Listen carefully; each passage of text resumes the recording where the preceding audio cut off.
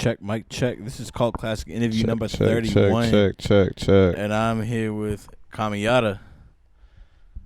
Yes, sir. I'm not gonna lie, this is one of the ones I've been most excited for in recent memory. For real? Yeah, definitely. Yes, I listen to you a lot, so this is one of the ones I've been most excited for. Hey, bro, thank you for having me. I appreciate Definitely. it. Thank you for getting back to me, bro. Love the opportunity. So let's dial it back a little bit. You know, I do know a little bit about you and your backstory a little bit, but for the people that aren't familiar, you know, where did you grow up? You didn't grow up in L.A. I know. Yeah, you just got out here. definitely. So yeah, I'll just set the record straight now. I'm not an LA native. I don't rep LA. LA is cool. Nothing's wrong with LA really, but like I just don't rep LA. I'm a Maryland, DC nigga till I'm in the grave. But yeah, really what it's on is my family is from Panama. So they're basically like Jamaicans who speak Spanish. They came over to the U.S., you know, got their citizenship, and then they had me and my sister. And pretty much my whole family speaks Spanish. Like, my family's like a melting pot, yeah.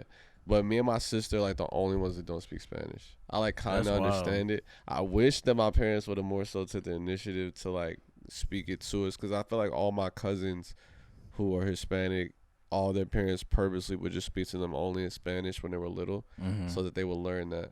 But I think my parents also at the same time were like, okay, you know, let's not do that so it doesn't confuse them and that they can build on their English. Because both of my parents speak English really well, but my mom, she got like the accent and shit. Yeah. So it's like real prominent. My dad can talk to you just like how I'm talking to you. And then, boom, jump into the patois, jump into the Spanish. Yeah. Like, no problem type shit. And I think that shit's hard. Like, I think that shit's fire. But yeah, like, that's pretty much me. Like, grew up in Maryland and D.C., those are my ends, bro. Like, that's just where I be at, you know. And I don't know, my city's really divided, but I still love my city, you know. At the end of the day, like, you gotta love where you come from. So they're from Panama. What was growing up in the household like? Like, what was it? Because I noticed like a lot of people who grow up in like their parents immigrated over here, or they're like third or fourth generation in the United States. Yeah. Like their household life is so much different than someone whose family's been here for generations. It's definitely different, and I feel like on some real shit, like a lot of that influence, you know, the way I make music, the way I found music, the way I got into music. But even then, like, you know, my mom and my dad like have always been mad supportive of me, and I think that's dope. Like, I think that's a great privilege because I know like just all the artists I've met, all the niggas I've talked to personally tell me that, you know, even now, bro, like niggas is actually out here making money, bro, and doing this shit, bro. They still don't get the support from their family, and it's fucked up. Like, I don't know. It's just the thing is with older generations, a lot of them see this music shit as, you know, as taboo. Because during their time, it was way harder. Yeah. I mean, arguably way harder, you know. Some could say it was easier back then. Some could say it's easier now. But even at the time, like, there was a stigma around, you know, being self-employed and being an artist. That artists don't make money and artists don't do this. And that could be true in some senses, but if you work the shit to your advancement, then, like, boom, bro, you can really make some bread. But, yeah, like, as far as my household lifestyle was, like, there's a lot of salsa music, you know, playing in the house. And even though I couldn't understand it, I still vibed with it, you know. It was live. But like I said, like, Panamanians are really like Jamaicans who speak Spanish, so they have that patois, that broken English, which I can't understand. Like, I can speak that shit and I can understand it easily. Like, even growing up, like, my parents would play reggae, and since that was the only thing I could really understand, that's what I took to it first before I got hip hop. And then I would play that shit around my niggas, or like I'll be around like my homies when we were little back then, playing like Grand Theft Auto, for example, like San Andreas. And I'll be like playing, listening to the reggae station and singing along, and they'd be like, bro, like, what the fuck? Like, how you know what they saying? And I'm like, bro, it's English. And it was hard to explain. I'm like, it's English. But they were like, bro, it just sounds like gibberish. And it's just the broken English. But it's like, just the way that the way they say it and the way they pronounce certain words. So I was just like, bro, like, it was just simple shit like that. My mom was always stern. To this day, my mom's probably the only person I fear, like, on this earth. Like, my mom could sway me to do a lot of things. The only thing she couldn't sway me to do is not make music. But at the same time, like, my parents have always just been the type to be, hey, do what you want to do as long as you got a plan and you know what to do, you feel me? Like, that's what they were worried about. And once they seen I had the plan, they were just like, for sure, like, Now it's really different when I go home. Like I go to Thanksgiving, I'll go home around my family. Like people that I weren't really close to, like growing up. Like I feel like I was much closer to my friends and my family. But yeah, I'll go home and they be like, "Yeah, superstar. Like I seen your video, I seen this stuff." And it's weird. Like it's mad weird. Like it's cool, but at the same time, it's kind of like uncomfortable because I'm like, "Damn, bro. Like I just feel like me, you know." Yeah, it's fire that they support you though, because I do know a lot of older people and a lot of people's families that don't support the music, especially people that actually get somewhere with the music. Their family's still like, nah. Yeah, no, God. So it's fire that they really like they go hard about it. Like fuck with it, bro. Like it's a vibe. Like it's a vibe. Like it's weird. It takes getting used to. And me personally, I would just say as an artist in general, like I'm someone that I enjoy, like, I don't know, I enjoy the public eye. I enjoy having supporters. I enjoy that. But at the same time, like, growing up, I was never, like, I was always on my misfit, loner shit, you feel me? I wasn't, like, a popular kid. Like, I wasn't, like, a geek or anything, but I was just in the middle, you know? Like, I had cool friends. I had not so cool friends. So it was, like, but it was also a lot of, like, negative. And that shit sucks. So it was just, like, growing up, I had a lot of people in my ear telling me I couldn't do something.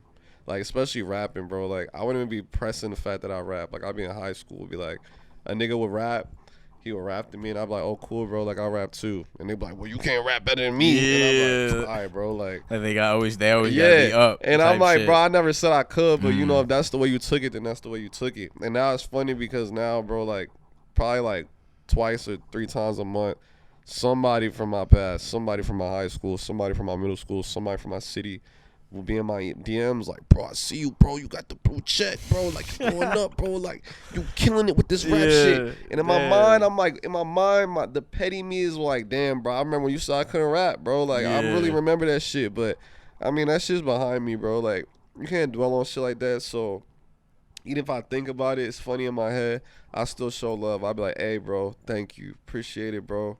Real love, do your thing. If that, a lot of them niggas is trying to rap too, and I'm like, hey, bro, if you really want to do that shit, you really about it, then you'll do it, bro. Yeah. And that applies to everything. So it is what it is. Like, no hate. So when did you start to discover kind of hip hop and stuff like that? So it was weird. Like, when I was younger, I was listening to like a lot of reggae, like I said. So I would say like the most prominent artist I can really think of, still to this day, that influenced me is Buju Banton. Shout out Buju Banton. My nigga just got out of jail, and he's killing it right now. Killing it. But yeah, he was a big influence on me when I was younger because my dad put me on to him. And my dad, you know, my dad would go to mad functions, him and my mom, when they were younger, like in the 90s, you know, before I was even born. And my dad, literally to this day, he had a boombox. And I would get punished a lot. I was a badass kid, stay in trouble. There was like literally a whole year I was punished, couldn't go outside. Like, literally had to sit in my room and like learn math. Still ass in math, bro. I hate fucking math, but I'm a great reader. I'm great with literature. That's part of like the reason I feel like I'm so good as far as like lyrics and shit comes. Yeah. But just shit like that, bro. I was stuck in my room, and really all I had was like a boombox, bro. So what I would do is I would just go through his tapes, and these are all tapes that either like DJs made from like 90s dance hall events, wherever he would go, whether it be DC, wherever they would travel to go to these events. And then others would be like mixes that my dad made, but you know it's the 90s, so everything's on tape. Yeah. So one day I got bored, but I was punished, so I couldn't watch TV, I couldn't go outside, but you know, my mom may say, oh, you can't listen to no music, you know, like that'd be fucking ridiculous. So I was just like, all right. Went through this shit, and I'm listening to all these shits. And then I had like, my dad had like a special one that was from VP Records. And VP Records handled like a lot of like reggae artists managing and shit. They made mixes. To this day, that was my favorite tape, bro. Like, I think now it's like a penthouse mix. You can kind of find it on YouTube. But the way it was mixed on that tape was so clean. Like, transitions, everything to this day. Never heard a mix that clean. And then the tape started to break. And my dad was like, oh, I'm going to burn it onto a CD for you. Yeah. Nigga never burned it onto a CD, and he threw the tape away, bro, and that broke my heart. Like, I was really pissed at my dad for, like, several months about that shit, bro. Like, it like, hurt. Like, I was hurt. But, yeah, bro, all those artists like Beanie Man, Buju Banton, Paris Hammond, Wayne Wonder, like, Sanchez, Half Pint, all these classic reggae artists, Capleton, Sprague Benz, like, Sean Paul, all of them like is what I was listening to. So initially, bro, I wanted to be a reggae artist. Like I dead ass wanted to be a reggae artist. And then I also found out on my boombox there was a record feature.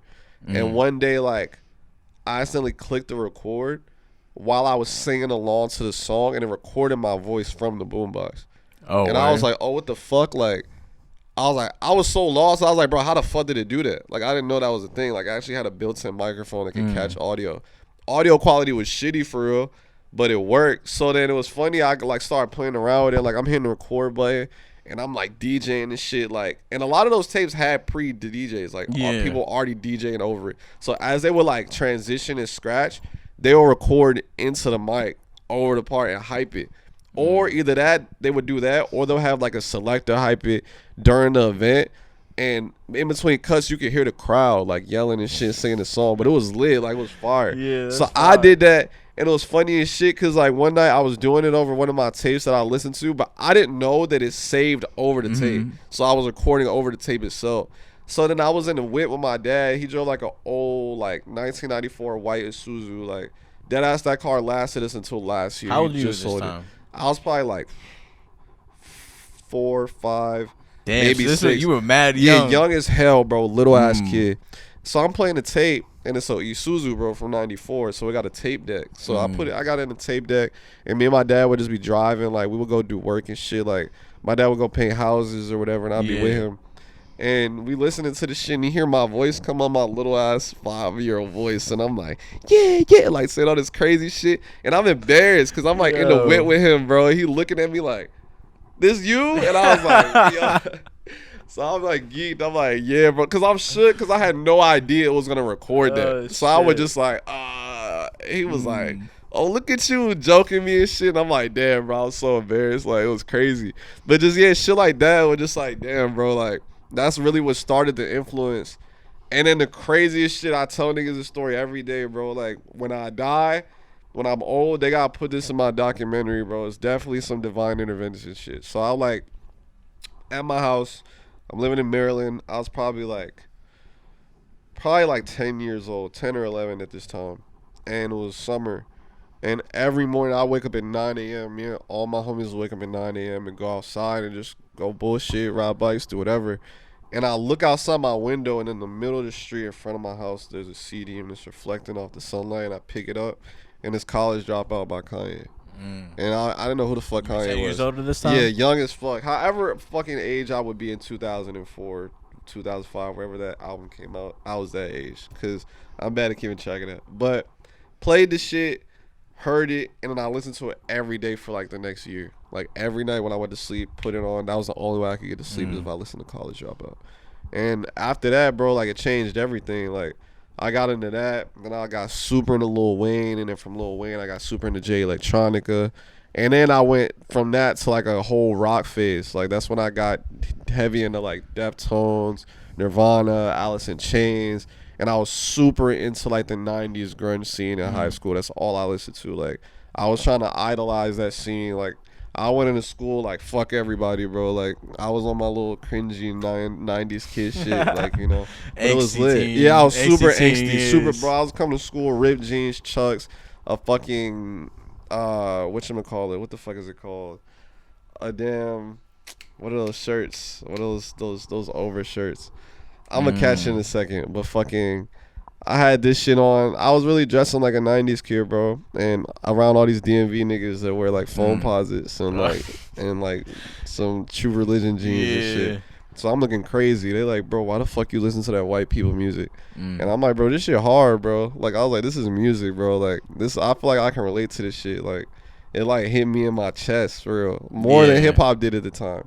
So I mean, it was what it was. Like, you know, that's really what molded me. I feel like that's what a lot of the artists, like me and Bambi were just talking about on our interview. Like, I feel like it's what a lot of artists, like, they're coming up today. Like, if listen to everything, influenced by, like, more than one genre. Like, I feel like today, like, you can't just be influenced by one genre. Like, I mean, you can be. I'm not going to box everybody, but, like, I feel like you can really tell who is and who isn't. Yeah. Because it's some people, like, I had a discussion about this with, like, an engineer I just met, like, a week ago. Like, he was just telling me, because he told me he, like, was in a band. He's from the UK. he was in a band. His band got signed, and then they broke up recently. And he was working with all these artists as an engineer. And he was just telling me, he was like, you got a lot of these talented kids, you know, because I'm 24. So a lot of these other niggas that are like blown up right now are like 18, 19, you feel me? So you got a lot of these kids, bro, that are really good at emulating like what's hot right now. But then you got these blogs that want to take advantage of them, like Billie Eilish. And don't get me wrong, Billie Eilish has said some stupid ass shit. But at the same time, I can definitely tell where like they try to exploit her because of her age. Yeah. Like they'll put them in an interview in front of an audience that ranges from anywhere from 15 to like 30. People that have been around like in the 90s, that they feel as though knowing about those artists, knowing about these events should be common knowledge. And then they subtract the fact that, hey, bro, this is a fucking 15, 6-year-old kid you're talking to. Yeah. And they talk to her and they like, so what do you think about Biggie? What do you think about Tupac? And she like, I don't know. Like, yeah, the same thing happened. Like basically baiting them to get hated on by like older people that these fucking little kids, bro, they don't fucking know anything. Like, bro, like it's bullshit. Like it's really bullshit. Like, and that applies really across all media. Just like how Fox 5 be twisting shit. Fucking music places do the same shit, you know? Yeah, I seen the same shit happen to Lil Yachty. He's like, well, of course he listened to Tupac. Exactly. And Biggie, just like when Uzi, Yachty, all these niggas came up, bro, they wanted to label them as like the death of hip hop. Like mumble rappers, this, that, and the third. And now a lot of them had very like long careers. Some of them aren't as doing as well as others, but you look at niggas like Lil Uzi, bro. When Lil Uzi died, bro, he gonna be looked at as like a legend. Like a legend, bro. Yeah. He gonna be up there with like Prince and them of our Definitely, time. Like, absolutely. So it's just like shit like that, bro. It's like really, they really want to pretend that they're helping a lot of these artists, and then at the end of the day, what they're really trying to do is create hate for them. Like they want to attach negative connotations to the music that's coming out now, rather than be progressive about it. And don't get me wrong, I'm a nigga that's very, very, very like picky when it comes to the music I listen to. I think a lot of the shit today is ass in regards to like mainstream music, because you know I still got that old head mentality in a sense, because I'm so in the 90s, 80s, 60s, 70s music. So I have, you know, this big wide variety of music to compare to. But even with that being said, I can also think in my head like, hey, bro, I see why people like this even if I don't like it. You feel me? So I have to keep that open mind, because, you know, having a closed mind is how you kind of get left in the past when it comes to this music shit. No, so, I mean, that's it facts. is what it is. Yeah. And I feel like a lot of old heads, like, as far as, you know, killing hip-hop and the mumble rappers and shit like that, like, I feel like hip-hop as a genre, if you look at kind of, like, music as a whole, it's been the most progressive genre of music. Hell yeah. And if you look at like everything today, like mostly everything is being reincarnated through hip hop with a hip hop influence. Even country. God. Oh, God. Yeah, even country music, that country pop bullshit. All of it, bro. And it's crazy because you gotta think about it, bro. Like even the pioneers of rock music were black people. Yeah. And then they look at hip hop now and they're like, damn, bro, hip hop, this fucking trash ass music, bro. These thugs making this music that just tears apart their own community. A community that the music is influenced by a community that was already torn apart by them in the first place. Yeah. So it's like really the shit that you're hating on is something that you created in a sense. It's just kind of like if you want to change the music, you got to change the artist environment. Exactly. Artists are gonna make music. And if you put people in a system where their environment's fucked up, then this is the result. Like, that's this is the music. Music is a reflection of the society. Yeah, because if niggas got to trap, bro, if niggas got to make a living, niggas got to go kill niggas because they feel like they got to survive. Yeah. And the only other outlet for them to not do some shit like that, to keep them out of trouble, to keep them out of jail, is to rap about it, you know, to get it out their system. Then, you know, at the end of the day, that's the greater good. Like, that's really all these niggas have to turn to. And then it's fucked up because these other people are just like, bro, this is such a bad influence and blah, blah, blah, blah, blah. And yet, at the end of the day, you're the origin of the influence. Like, the people, like, and I don't even want to put a color to that. I'm just saying people in general that feel that way about rap and music, whatever genre it may be, and don't even just apply to hip-hop. Like, they're a lot of the reason that these niggas are talking about the shit they talk about. Yeah. Because they feel, you know, a sense of rebellion, like they got something to prove. You know, if a lot of niggas is hating on you, you know, you feel like the cops is hating on you. You feel like your parents is hating on you. You feel like your friends is hating on you. A lot of people find comfort in this, in the music and shit that people are calling a bad influence. Exactly. And it's kind of like, I feel like if someone's taking that and being influenced negatively by it, it's kind of on the parents. Right. Like, how are they Hell raised? yeah. You know what I mean? Because no one's saying ban horror movies. Yeah, and it's fucked up. It's fucked up because it's sad. Like, you have to blame your parents, but then at the same time, you have to blame your parents' parents. Because at the end of the day, like, their generation was even more like diluted as far as like, you know, when it comes to being open-minded.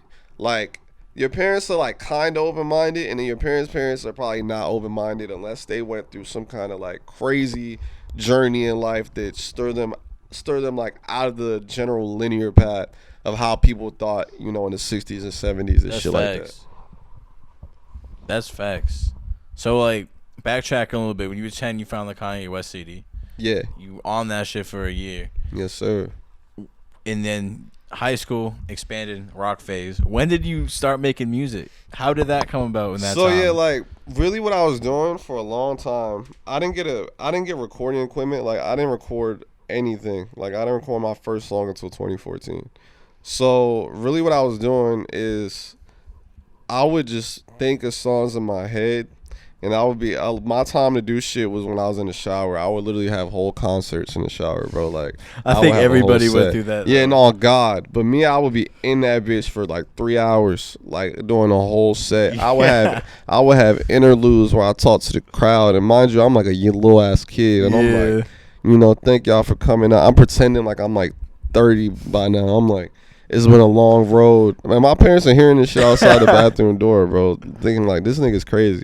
But I was just doing this, bro, and I took comfort in that, bro. Like, that was my favorite hobby, is to go have my little performances in the shower and shit. The shower when you're a little kid's like a whole new world, bro. Yeah, hell it's like yeah. a different dimension. Yeah, it's like literally like you think of fucking, what's the episode? SpongeBob, where they got the little imaginary box. Yeah. And when they close it, you hear all the fucking rocket ships and shit. That's the shower for me. Like, that's my little imaginary box, you feel me? I would do all kinds of shit. Because even outside of music, I always tell people, when I get to the point where I want to with music, when I feel like I really solidify myself at like legend status, not to say that that's important or an important goal that like anyone needs to strive to. For anyone watching this that makes music and wants to go forward, I'm just saying for me personally, like, you know, when I really think of like success as far as being an artist and a rapper, I think of people like Drake, I think of people like Kanye, I think of people like Childish Gambino.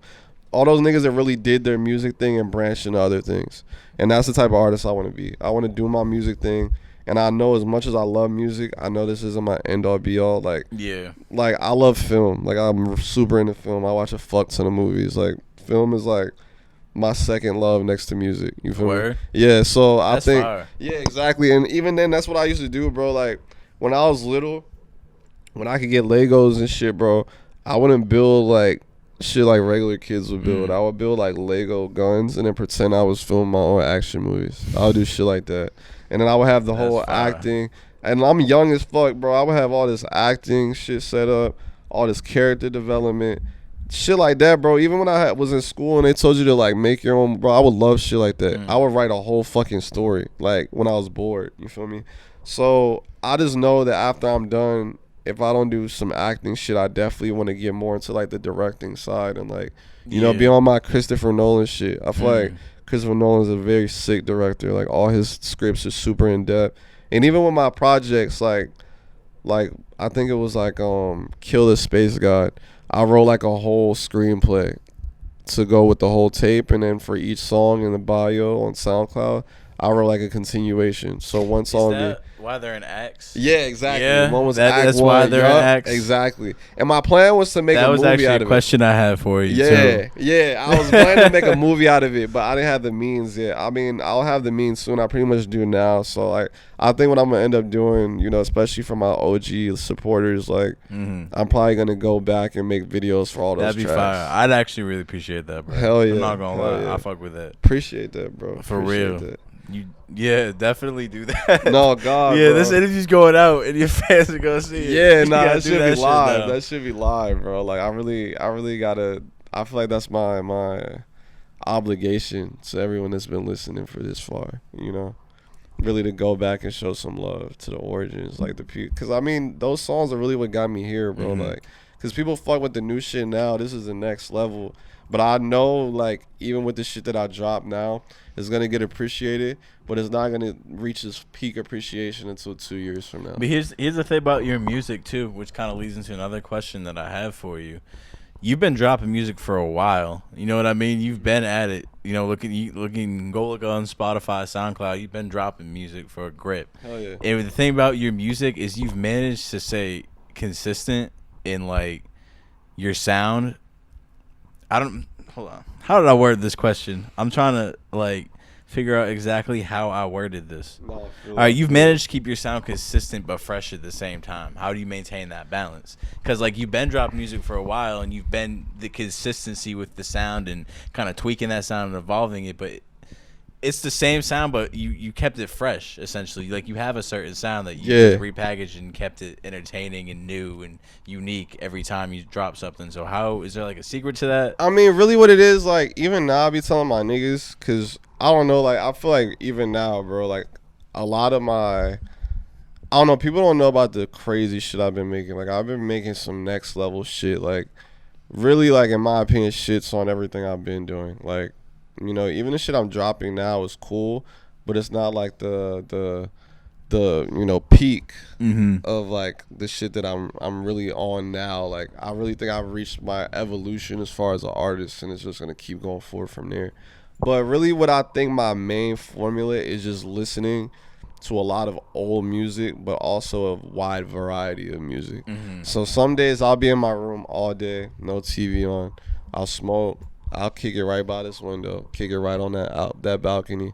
I'll fucking read a fucking graphic novel, like a comic book or some shit.